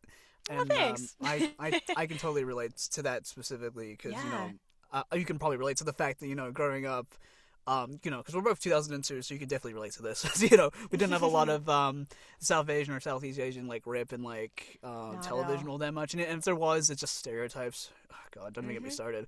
You know, nowadays, you know, it's definitely shifted, and it's, like, really cool to see, and you know, it's a little, you know, it's a little heartbreaking that sometimes people that, you know, of our culture will just not take that leap of, like, doing what they want in the arts because they feel like there's no space for them. It is a little heartbreaking, you know, but the more the way I'm seeing it, you know, the more times that you and I get casted in something, or another person of our culture gets cast in something, it means, you know, it's like you said, there's plenty of us around, and, you know, there's only more things to come. And I think for you guys, this case specifically, I don't know if you've been noticing, but I've been just seeing, like, a whole Filipino sweep going on right now. My God. It's Year of the Wasian, baby. It's Year of the Wasian. Everyone's saying right? that. We got, like, Alyssa Liu, Hudson Williams, Olivia Rodrigo. Yeah, I know Bruno there's Mars. a lot of people that are saying Bruno Mars. Yeah, so everyone's saying it's like Year of the Wasian. I was talking to Eric about it, and he was Eric Zana, and I was just telling him, I was saying that, you know, it's like people are not ashamed to be Filipino. It's like you have Laura Bailey and Bruno Mars being like, oh, by the way, I'm Filipino. I've been Filipino this whole time. You know. Yes, Eric, he's my kuya. Love you, Hell kuya. yeah. Love him. You know, and it's great to see people, like, not, you know, be, you know, shy away from, you know, the culture they come from and stuff like that. It's like I'm sad when it took this long, but, you know, I'm glad we're getting it. And, you know, you know, you got what was new Pokemon game that's like Filipino inspired. Yeah, There's yeah, a yeah. DreamWorks movie coming out which is also heavily Filipino inspired. You know, Mm-hmm. you guys are on a clean generational streak right now. My God, Yes. I'm here for it. You know, we gotta. I was gonna say if there's ever like a balut Pokemon, my God, it's Oh gonna my be God. the greatest. It's gonna be the scariest fucking thing, but it's gonna be great. I would love it. It would be really. I've still never tried it. I was always. I actually have tried it. It's not as bad as you might think. I heard it's salty. Yeah, it's salty, all right. A lot Yeah. of protein. I'd give it a try. It's I just I will haven't say had an though, opportunity to in a minute. it smells great, but the texture that's something. If you close Yeah. your eyes and eat it, I think that's the best way to eat it because Yeah. like you forget that you're like eating a duck fetus, an Yeah. egg. Mhm. But there's other Filipino food I've been getting into recently. I've been loving chicken adobo recently. I've been just eating Yeah. Filipino food recently because I'm like, my God, it's so good. Wait, really? Yeah, like I really want to try lechon. That's next on my list. Yes! Oh my what's God! it- I think it's pancit. Am I pronouncing it Pancit, right? yeah. Yeah, pancit. Yeah, I want to try that. So I went great. to Jollibee when I visited the States. It was great. I loved it. Yes, I've only I've been just- to. Oh my God, I didn't have Jollibee until I moved out here because they don't got them in Kentucky. I was gonna say, have you visited the Philippines by any chance? I have not. No, I have a lot of family there, Mm. but a lot of my Filipino family lives in Wisconsin, actually. Oh wow, wow. Okay. So yeah, so when my so the story goes, my lolo was an anesthesiologist, and so he was looking for work in America, and so he would work in America, and he would send money back to my family in the Oh, that's- Philippines, that's really in sweet. Quezon City. And so when he finally was able to relocate everyone to America, my lolo had the opportunity of 2 hospitals, one in San Diego and one in Wisconsin. And a nurse told him the weather was better in Wisconsin, and so they moved to Wisconsin. And so my mother, Because of the weather. Yeah. I mean, they're not wrong considering how hot it is in California. I don't Yeah. blame them, to be honest. yeah. But when my mother touched down in Wisconsin for the first time, she tells me that she saw snow for the very first time, and was just like, "What's Aw. going on here?" That's really sweet. But yeah, I love my culture, and I'm so glad. Like I know that you could probably like touch on this too about like how important it is to like have that representation and to like see Yeah. yourself in Oh, like absolutely. yeah, and It's, even like knowing actors that do that as well. Like of course, Yeah, like our work 'cause, is one thing. It's really cool, like at least because on the Indian side of voice actors, there's not a huge amount of us. Which at least when you compare it to like the Filipino voice actors, because it's like so many of you guys, which is great. Right? Yeah. There's not a lot of Indian voice actors out there. At the moment, there's a couple, and they're amazing. I love each and every one of them. So when Yeah. I see like people, because this happened to be like a few months ago. I had like an Indian person who like knew of my work before, and they were like, the fact that you're doing this and going for it really like makes me. It was like the message was like of the line that, and I'm not saying this like brag or toot my own horn or anything, but like Oh no, the message was like because you're doing this, it makes like I showed your work to my parents, and they saw that there's like people like us in here. I was like, dude, that made me tear up. I'm not gonna lie. I could cry right now. That's so important. That's like the most wholesome messages I've ever like received in my life, and it was like, it was like, damn, I didn't know I was making an impact of some way. I was just doing it because I thought it was fun, man, and it is. But my God, it's like Yeah. it's Wait, like that's moments so like that. incredible. Yeah, it's thank you. It's moments like that really like. That really made my whole week. My God, it was great. Oh, I'm Yeah. tearing up. My God. No, But, I'm tearing up. Like that's crazy. Like even just hearing that like makes me feel like I'm like, oh, okay. So like this is something that's like so beyond us and so beyond our work, because it's like you said, Yeah. like we're just having fun, like we just found something that we really liked, and so we just kept on doing it. yeah, But absolutely. like And it's I so always important to always see. hear like people being like, and this is like gets on my nerves. It's like, oh, who cares about representation? And it's just DEI, blah blah blah. It's like it's more than that. It's They don't get it. They don't. like they don't get it. Like when you have been like represented like in a non-harmful way for like years, you just don't understand. And like it's something to like, it's hard to bridge that gap because you don't want to victimize either side. You want to give every everyone, of every race, every culture, the same opportunity. You don't want to see anyone above or less or whatever. So, that's why representation is important. Even though it sounds corny, it's true. It's true. Everyone needs to be represented, and everyone needs to feel safe and around.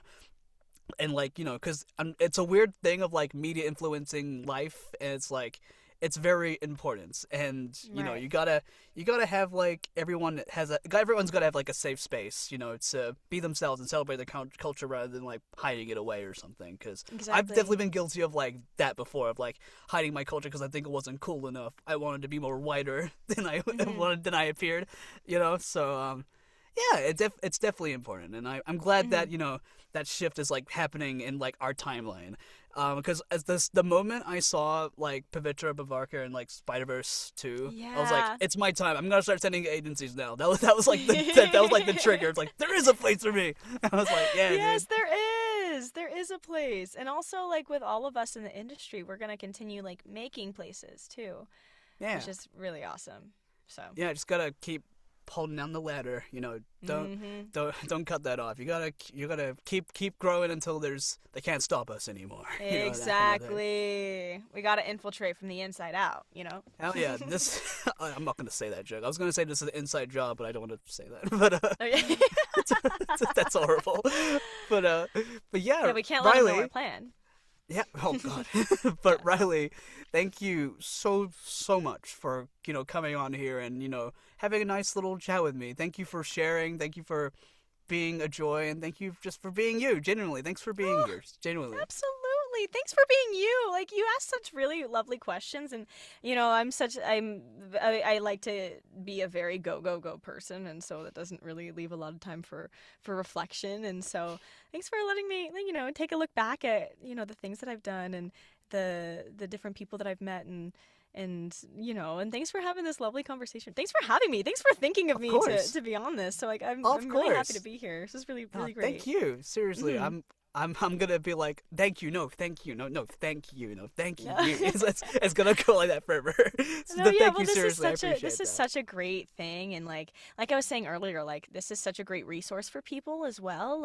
Even just getting an idea of how people got started um, and how they got off their feet. That was more now than ever are these sort of things a thing for people to look up to and take inspiration from. So thanks for making this platform, because it's a really important one. Oh, So of please keep course. doing this till the end Thank of time. you. Because yeah. And you know what? I might just have to, since you told me to. Yeah. I might just have to now.